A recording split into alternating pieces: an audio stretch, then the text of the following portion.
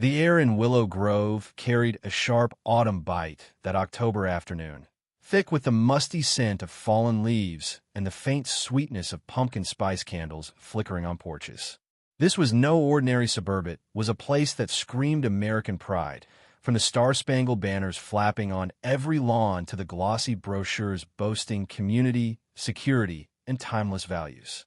Wide streets curved through rows of neat ranch-style homes, each yard clipped to perfection, as if the Willow Grove Homeowners Association had a ruler for every blade of grass. But beneath the polished surface, something simmered: resentments, whispers, and a quiet unease that nobody dared name. At the heart of it all was Evelyn Harper, a woman who moved through Willow Grove like a general inspecting a battlefield. Her gray hair was pulled back so tightly it seemed to stretch her scowl, and her eyes, always narrowed, missed nothing. To Evelyn, Willow Grove was her kingdom, its rules her gospel. As a veteran of the HOA board, she was infamous for her relentless enforcement of bylaws, from the exact height of hedges to the precise shade of mailbox paint. Neighbors called her Karen behind her back, a nickname earned through years of sharp-tongued emails and public showdowns over misplaced trash cans. But Evelyn's real weapon wasn't her clipboard or her passive-aggressive notes. It was her flock of Geese. These weren't your average backyard birds. Big, white, and mean as hell, they strutted in a wire pen behind Evelyn's house on Oak Lane, hissing at anyone who lingered too long on the sidewalk. She called them her pets, claiming they were natural security, but everyone knew better. Kids pedaled faster past her yard. Joggers crossed the street.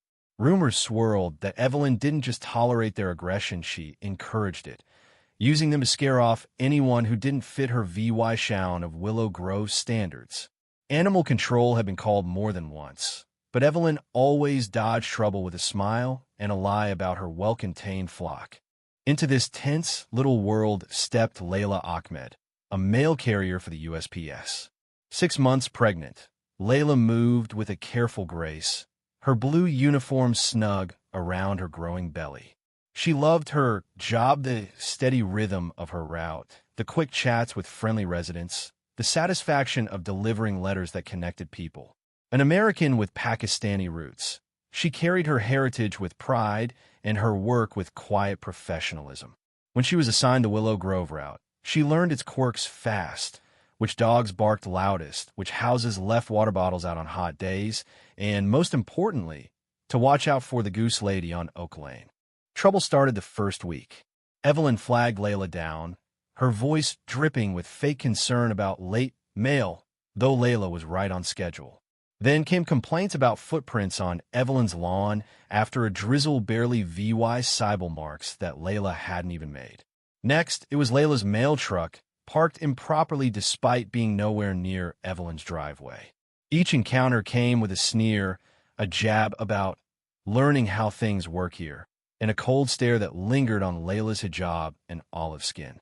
Layla stayed calm, trained to de-escalate, but she documented every word, every glare, just as her super VY source taught her. Layla's husband, Omar, wasn't so calm. A man who carried the weight of his job with a quiet intensity. He worried about Layla walking her route while pregnant. He knew places like Willow Grove could hide ugly prejudices beneath their perfect lawns. Document everything, Lay, he'd say, his voice firm. Every comment, every look. We need a record. Layla would roll her eyes sometimes, teasing him for worrying too much. She's just a grumpy old lady, Omar. I've got this. But Omar's insistence wasn't just husbandly concern. It came from a deeper place, one he kept carefully separate from their home life. Evelyn's grudge against Layla grew sharper with every delivery. It wasn't just about mail, Anna Marie. It was personal, rooted in something darker than HOA rules. Layla felt it in the way Evelyn's eyes raked over her, judging her skin, her headscarf, her pregnancy. Other carriers had warned her about Evelyn's history, how she'd harassed anyone who didn't look like her idea of a real American. Complaints had been filed before, but they always seemed to vanish into the postal system's bureaucracy, dismissed as personality clashes. Evelyn was untouchable, or so she thought. That Tuesday morning, The air was crisp, and Layla walked her route with her usual care, sorting envelopes as she went. Up ahead, Evelyn stood in her yard, arms crossed, her face a mask of barely contained rage. Behind her, the geese paced in their pen, honking louder than usual. Layla approached Evelyn's mailbox, slipped the mail inside, and gave a quick nod before turning to move on.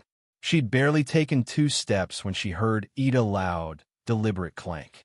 The gate to Evelyn's backyard was swinging open. Layla's heart lurched. She glanced back, and there was Evelyn, wah-vee-wahing her arms, shooing the geese out toward the sidewalk. "Get her!" Evelyn shrieked, her voice raw with venom. "Get off my street!"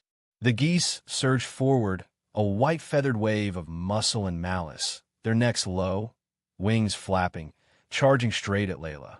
These weren't pets, they were weapons, each one tall enough to knock her down, their beaks sharp enough to draw blood. Panic flooded Layla. She stumbled back, clutching her mailbag to shield her belly, her only thought to protect her baby. "Go away!" she shouted, while wah-vee-wahing her arms, but the geese didn't stop. They swarmed her, hissing, pecking at her legs, their wings battering her sides. Evelyn's voice cut through the chaos. "Go back where you came from. We don't want your kind here." The words hit harder than the geese, each syllable dripping with hate. Layla's foot caught on a cracked patch of sidewalk. She fell hard, landing on the grassy strip by the curb. The geese closed in, pecking and flapping as she curled into a ball, arms wrapped around her belly, tears streaming down her face. Fear for her baby overwhelmed her, drowning out the pain of the scratches and bruises. She was alone, helpless, trapped in a nightmare.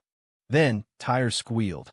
A car screeched to a stop, and Mike Carter, a retired firefighter from across the street, leapt out. He'd seen it all from his window. "Evelyn, call them off," he roared, grabbing a branch to push the geese back. Another neighbor ran out, already on the phone with 911. Evelyn, suddenly aware of witnesses, stopped shouting. She snapped a command, and the geese retreated to their pen. With one last venomous glare at Layla, she stormed into her house, the door slamming like a gunshot. Mike knelt beside Layla. "You okay? Did they hurt you?" She was shaking, bruised, and scratched, but her only thought was her baby. Was he okay? She called her Super VY sore, voice trembling, then dialed Omar. At USPS headquarters in D.C., Omar was in a meeting when his phone buzzed. Seeing Layla's name, his stomach dropped. He stepped into the hall. "Lay, what's wrong?" Her tearful recounting the geese, the fall, Evelyn's racist screams turned his concern to fury. This wasn't just an attack on his wife. It was an assault on a federal employee, fueled by hate, and it fell squarely in his world. Omar wasn't just a worried husband. He was the USPS Inspector General, a federal law enforcement powerhouse most people never heard of. "Are you safe now?" he asked, his voice tight with controlled rage. "The baby," Layla sobbed. "I think we're okay. Paramedics are coming." Omar's next words were ice cold. "I'm handling this. The inspection Sir VYC is on it." He hung up and made a call that would change everything. "Chief, this is Inspector General Omar Ahmed. I have a priority 1 situation. Assault on a pregnant carrier, Layla Ahmed, by resident Evelyn Harper. Deliberate release of aggressive animals. Explicit racial slurs. I need a full response now." Within minutes, USPS inspection Sir VYC vehicles rolled into Willow Grove, their quiet authority a stark contrast to the chaos Evelyn had unleashed. Local police had already secured her house, and paramedics were checking Layla. She had bruises and scratches, but her baby's heartbeat was strong. Still, the hospital insisted on keeping her for observation, given the fall and the trauma. Omar flew in, torn between his role as a husband and the weight of his badge. He stayed with Layla, holding her hand as she recounted the terror, but his mind was already on justice. The inspection Sir VYC moved fast. They interviewed Mike and the 911 caller, who confirmed Evelyn's actions and her slurs. They photographed the scene, the geese, the gate still ajar. When they knocked on Evelyn's door, she tried to spin a tale of Layla provoking her protective pets, but her lies fell apart against the witnesses' accounts. Arrested for assaulting a federal employee and potential hate crimes, she shrieked about her rights as they cuffed her. The Geese, deemed weapons, were seized and sent to a sanctuary. Omar's team dug deeper, uncovering Evelyn's history of targeting minority carriers, 3 others, all with stories of harassment and near attacks. The evidence was overwhelming. Witness statements, Layla's testimony, and a pattern of hate. Evelyn faced federal charges, including assault and hate crimes under the Shepard-Byrd Act. She pleaded guilty, unable to fight the mountain of proof. In court, the judge called her actions cowardly and bigoted, sentencing her to 10 years, restitution, and forfeiture of her home. Layla gave birth to a healthy boy, her joy a light in the darkness. She returned to a new route, her courage inspiring her colleagues. Omar pushed for better USPS protections, from harassment reporting to carrier safety training. Willow Grove's HOA, shamed by the scandal, reformed, and Evelyn's house was sold, its goose pen torn down. The suburb carried a scary reminder of hate's cost and the quiet power of justice that came for Evelyn Harper.